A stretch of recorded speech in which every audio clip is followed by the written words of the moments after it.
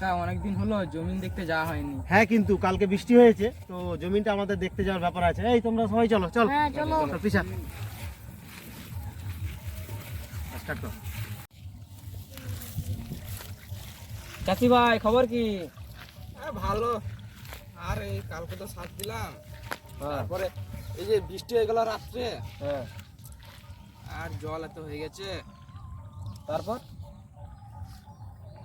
তারপরে এই জল হয়ে গেছে, লিকাতে আসছি যে জমিন দেখতে এসে কি করবো।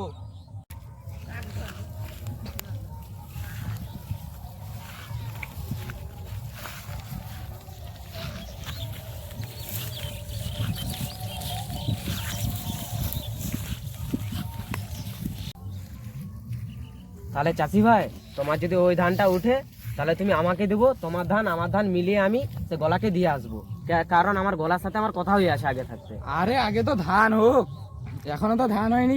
এইটুকুটুকু গাছ, হ্যাঁ, ধান হোক, নাহলে তোমাকে এখন থেকে আমি কি বলবো। ধান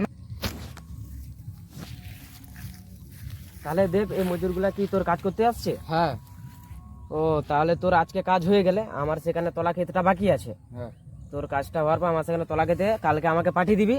হ্যাঁ ঠিক আছে, কালকে এদেরকে সবাইকে নিয়ে তুইও যাবি, সবাইকে এদেরকে পাঠিয়ে দিবি। পাঠিয়ে দেওয়ার পর পয়সা কোনো টেনশন করতে নেই, পয়সা সব আমি দিয়ে দেবো, পয়সা খাবার খরচা সব আমি দিয়ে দেবো এদেরকে। আচ্ছা ঠিক আছে। দেবা এরা কি তোর লেবার? হ্যাঁ কেন রে, এরা আজকে আমার ধান লিকাতে এসছে, তোর কি লাগবে? হ্যাঁ হ্যাঁ আমার লাগবে, আমার সেই তলা তলা ক্ষেতটা আমার বাকি আছে। তাহলে কাল সকালে এদেরকে আমার জমিয়ে পাঠিয়ে দে চাল, এবং আমি চাল এবং আমি মজুরি রেট আমি দিয়ে দেবো এদেরকে। ঠিক আছে।